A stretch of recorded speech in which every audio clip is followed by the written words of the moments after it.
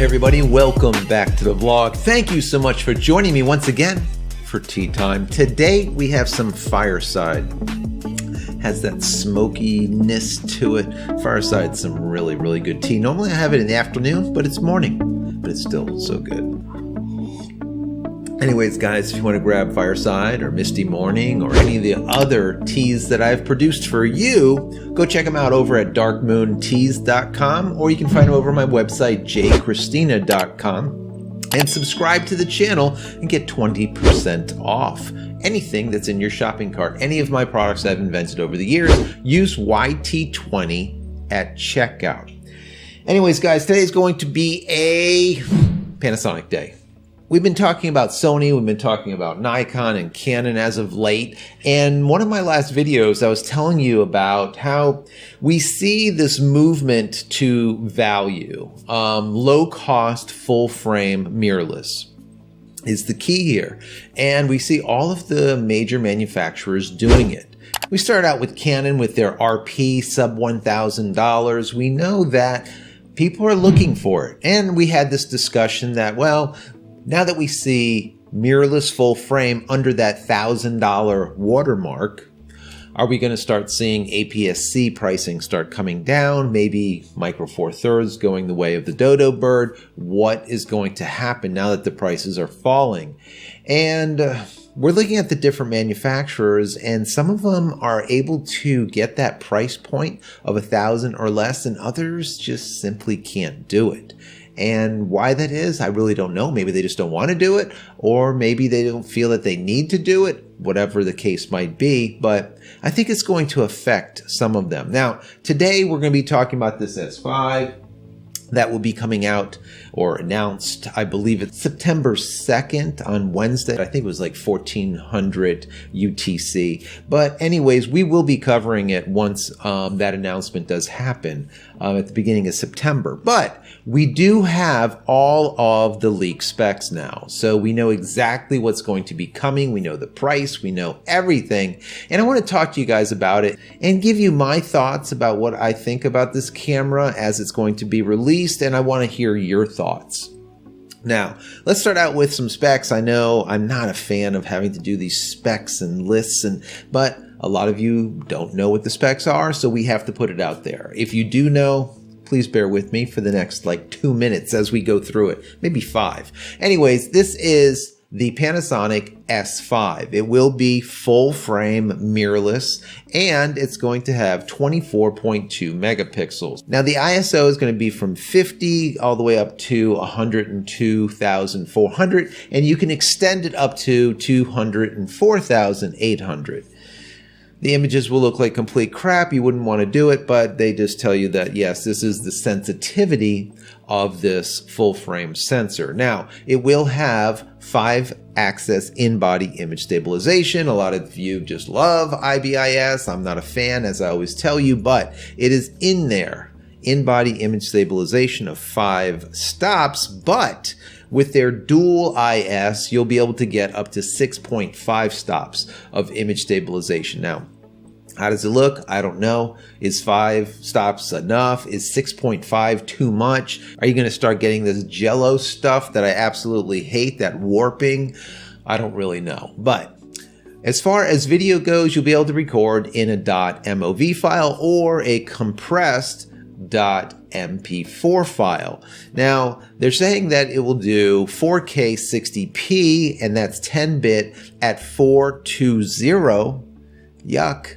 And it will do 4K 30p at 422. Once again, 10-bit, which is nice. Now, I want to get into that a little bit more towards the end of some of the things I don't like, but for now, let's keep going through these specs. Now, the camera is rated up to 14 plus stops when it comes to the sensitivity of this camera, so it should be able to do pretty good in low light. Now, that is very important for a lot of us, especially event coverers, right?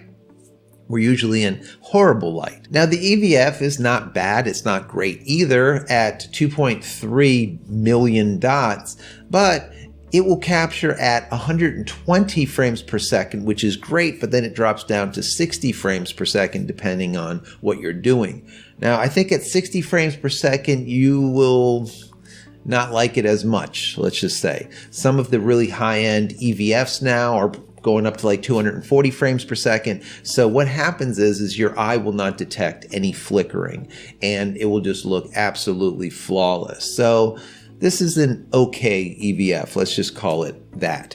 Also, the back end of the camera, this panel, is a touch panel. It is a TFT touch panel, and it is 3 inches. A little bit smaller. I thought it'd be more like 3 1/4 or bigger, but 3 inches is pretty much the average for the last 5 years, let's just say. Now, it does have 1.84 million dots of resolution on that back panel, which is not fabulous. It's okay. Now, it does say that it is a free angle back panel, so I'm going to interpret that as a fully articulating back panel, just like what we would see on a Canon or any of the other ones that actually flip forward. So if you're recording vlogs or whatnot, you need to see yourself, or if you want to flip the screen towards talent, you can do that. And that is very important today. A lot of people are looking for that, and I wish all cameras have that fully articulated back panel, but they don't as of yet. Now, the autofocus is said to be new and improved.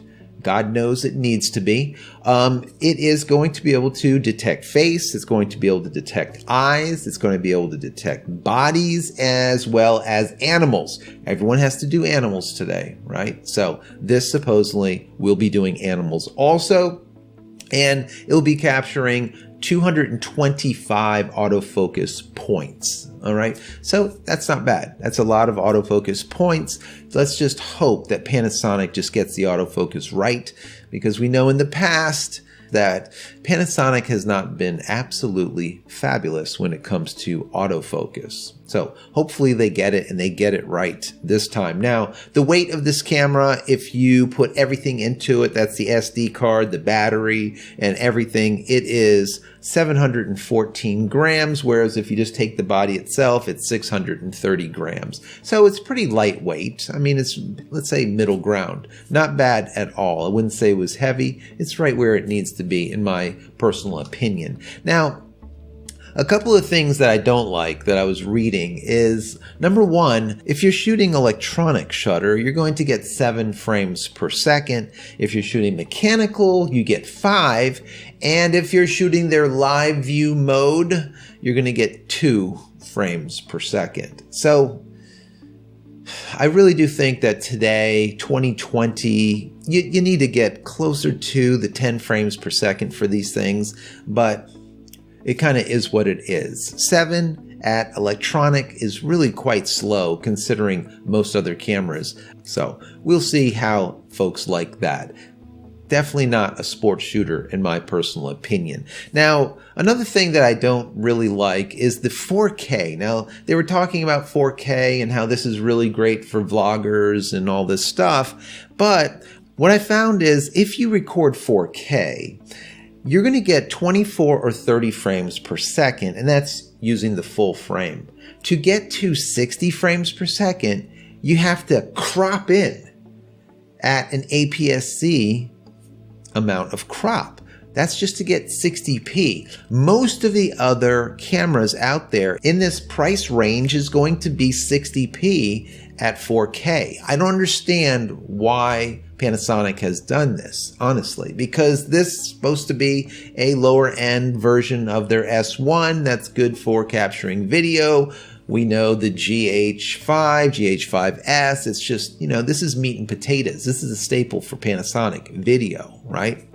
I also found that if you want to record 60p and still use the entire frame, you're going to have to move down to 1080p instead of 4K. So that's okay, I guess, but they were claiming about getting the slow motion on up to 180 frames per second. I'm like, wow, this is really quite cool. Well, once again, you have to call BS on some of this stuff, because then when you get out of the promo piece that's sent out, that's leaked, let's say, but directly from Panasonic, and the actual specs, you're like, well, this doesn't make too much sense. And I'm going to tell you why.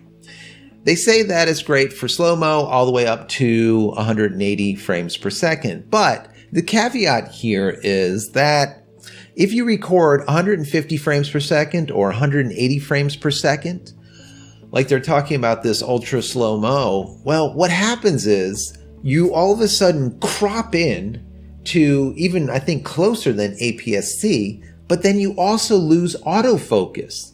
So if you want to record 100, let's say that 180 frames per second that they're touting, you're not going to have any autofocus. And you're cropped the hell in like crazy. So, and this happens all the time. All the manufacturers do this. They hype stuff, but then when you drill down a little deeper, you're like, oh, okay, I get it. Just stupid. But anyways, another thing that I really don't care for here is that, yes, they give you 2 card slots, and everyone wants 2 card slots. But one of the things that I always talk about when it comes to the 2 card slots is make sure that they are the same. If they're slow, make them both slow. If they're fast, make them both fast. Don't do this haphazard, one slow, one fast. It's stupid. Well, what do you think they did? Yeah, the main slot number 1, will be able to use UHS-1 as well as UHS-2, which is great, all the way up to class 90 fast speeds. But then if you use the slot 2, guess what? You only get UHS-1. I don't know. This is the type of thing that we saw 3-4 years ago, not 2020. I would not expect this from a camera in 2020. That's my personal opinion. All right. Now, as far as price goes, you're looking at $2,000. That's $1,997.99. Call it $2,000 for the body itself. And if you want one of their kit lenses to come with it, you're looking at $2,300. So, this is sitting at like $500 cheaper than like the S1 when it was released. That is not a big savings. You're looking at twice the cost of the current cameras that are coming out there to compete with that sub $1,000 price tag. Some of them can only go down to $1,400, whatever the case is, but still low cost, full frame mirrorless. They're not doing it. So the question is, where does this S5 sit? Is it just simply the baby brother of the S1 and they'll be coming out with another that will be that sub $1,000 full frame? Or will they just not do that at all and just say, this is the price and that's it? Kind of like Leica would do. L mount. See where I'm going? Anyways, I really don't know, honestly. I want to know what you guys think. Do you think that it makes sense? Do you think that the specs that I just read to you, these are actual specs now. This is not rumor anymore.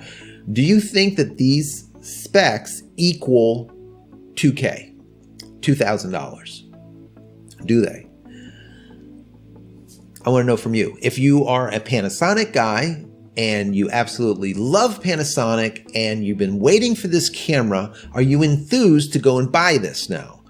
Knowing the specs and knowing the price, are you going to be shelling out the $2,000 for this camera? I want to know. For me, I think that it is a little bit light on specs for the price. Number 1. And number 2, I think some of the things that they're doing in here feel very much akin to the cripple sword that I always talk about that camera is always swinging and hitting their cameras with. All right. Where they will say that we're going to give you 180 frames per second slow-mo. And it's like, yeah, we're going to crop the hell out of it and you're not going to have autofocus. That's exactly what Canon did years ago. All right. Now they're just burning up their cameras. But years ago, they used to neuter everything and do exactly that. They give you 4K, but then they crop the hell out of it. They give you 4K, but then they don't give you the 60. They'll give you only 30. Sometimes they won't even give you 24. They'll just give you 30. You see what I'm saying? I feel like this feels like a 3-year-old release in some aspects. So, once again, I want to hear your thoughts. What do you think about this brand new Panasonic S5 that will be officially announced on September 2nd 1400 UTC, figure it out. I don't even know what it is. My Eastern Standard Time, whatever. Anyways, 1400 UTC on September 2nd. I'm going to be watching and then I'll report back and let you know how it all goes in my opinion. As always, remember, this is an opinion show. This is a commentary show. This is a place for us to have conversations, all right? Do not listen to me or any other YouTuber to make your final decision to buy or not buy, all right? Do your own due diligence, all right? Do not trust anyone on YouTube. I'm just some guy. Yes, I've been shooting professionally photography for 25 years, but I'm still just some guy with my opinions. Now, are they biased or unbiased? I am a Canon shooter, but I will call Canon out all day long. This is an unbiased channel, and I hope you appreciate that. I do not sell anyone's stuff on this channel besides my own. That allows me to be 100% unbiased, right?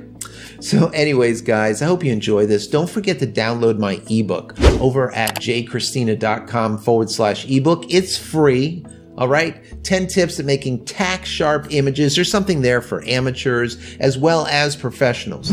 Download it. Once again, JCristina.com/ebook. Also, go over to community.JCristina.com. That is our Discord server. That is our community platform, our creative Discord server. Go over there, sign up. It's free. If you want to donate, you can, but it's not necessary. There is literally hundreds and hundreds and hundreds of photographers like you and I that are there chatting all day, every day, from all walks of life, from everywhere on the planet. Really, really great stuff. And there's a lot of really knowledgeable people there.